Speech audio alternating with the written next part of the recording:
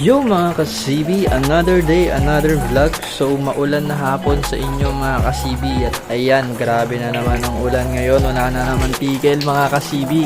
So ayan mga kasibi, kung napapansin nyo nakabukas, hindi naman kasi masyado malakas yung ulan. So binuksan ko. So nagpakain kasi ako mga kasibi ng BBS. So nagpakain ako ng BBS pero kapatak lang, as in kapatak. Para lang merong para meron lang high protein na pumasok sa katawan ng mga fry natin. Okay na yun, makakain sila 3 peraso, 5 peraso, tig-isa. So, kapatak lang talaga yung nilagay ko mga kasibi.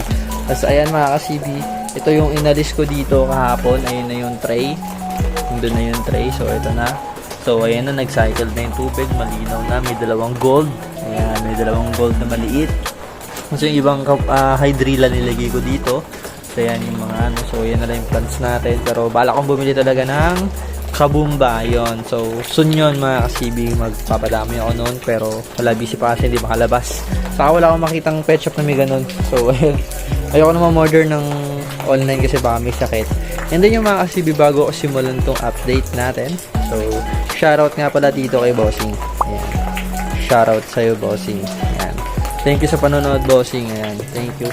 At sa mga nanonood pa mga kasibi, sa mga nakasubaybay, so may bad news tayo ngayon mga kasibi. Ayan, maulan kasi yung panahon din.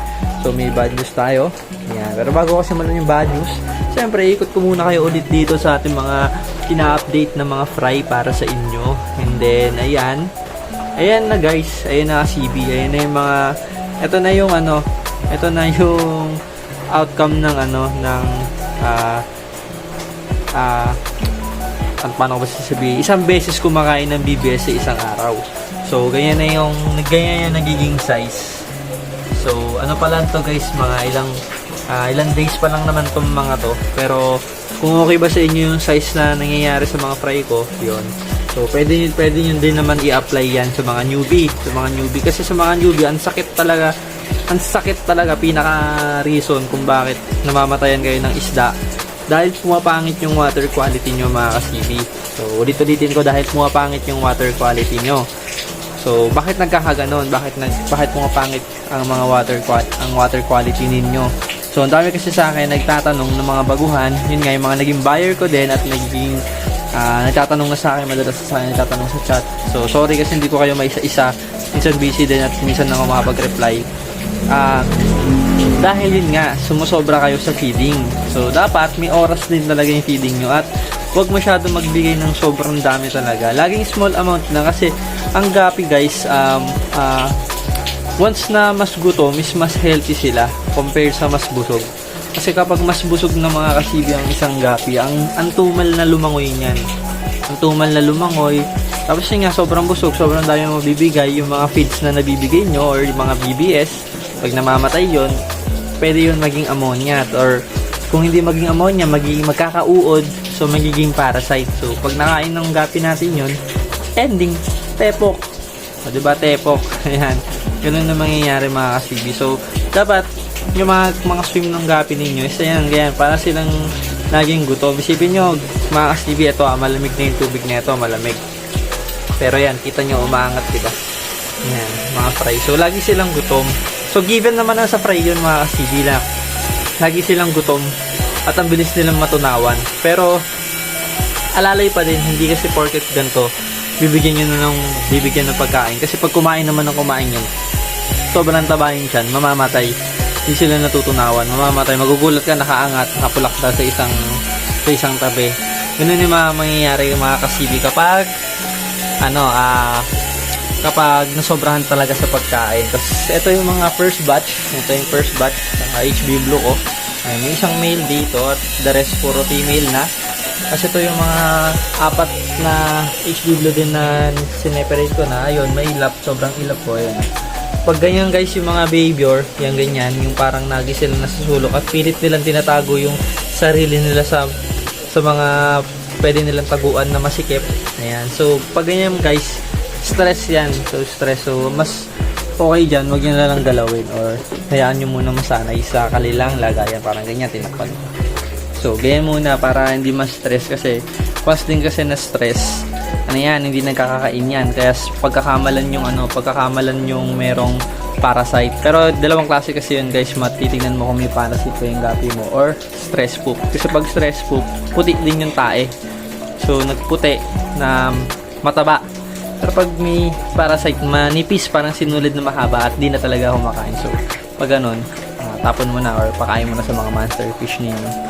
Ngayon mga kasibi. And then, dito mga kasibi, ayan, si HB Blue Male, si Bluegrass Pem at Pem din. Kung napapansin nyo, wala na dito yung ano natin, male Bluegrass yun. May badges tayo mga kasibi.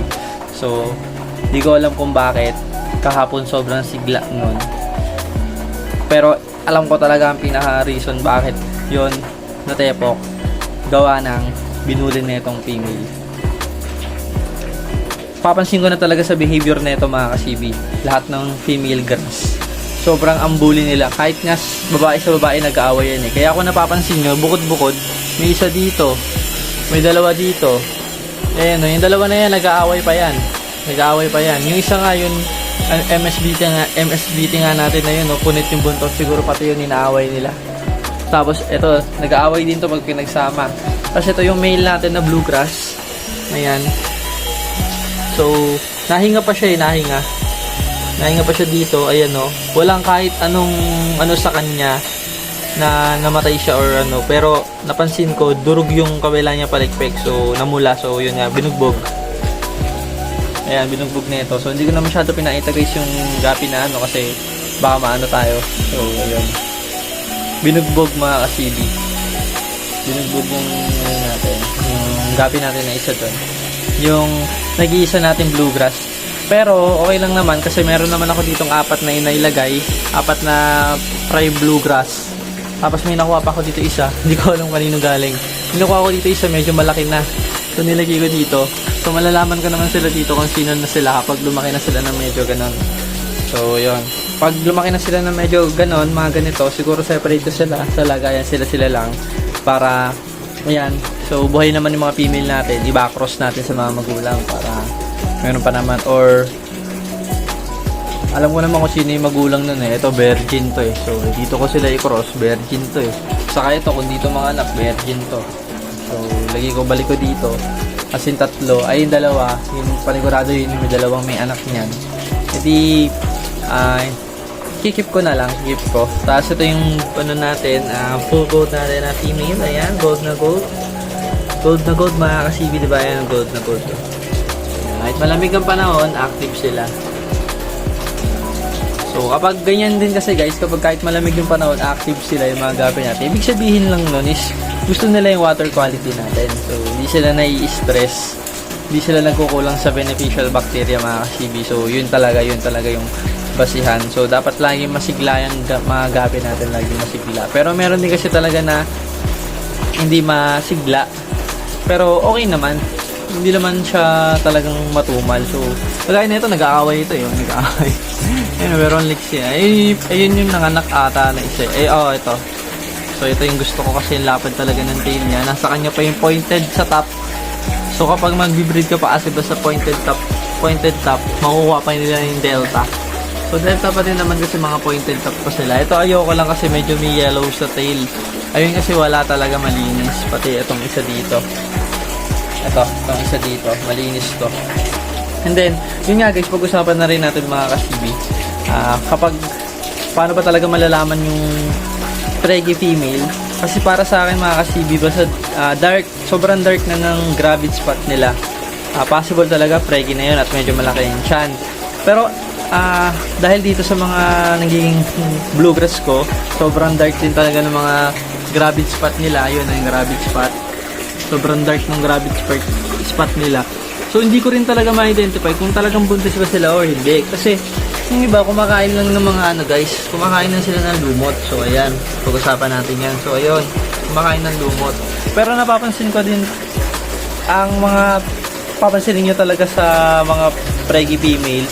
Ano na sila, moody, mailap, minsan matakaw, minsan hindi, minsan nambubuli na sila talaga ng nila, ng mga kasama nila sa tank nila, binubulin nila mga kasibi yun. Parang ganon. Yun talaga yung mga behavior ng buntis. Or tahimik na, pero kapag pa-drop na, tahimik na sila nasa isang sulok at nahihirapan huminga.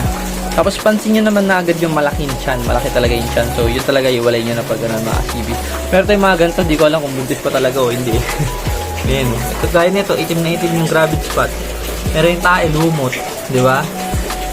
So yun mga CB, sana may natutunan kayo. At ayun, yung badges natin, mukhang mawawala na yung bluegrass male natin. So sad to say, pero hintayin na lang natin dito yung mga anak mga CB.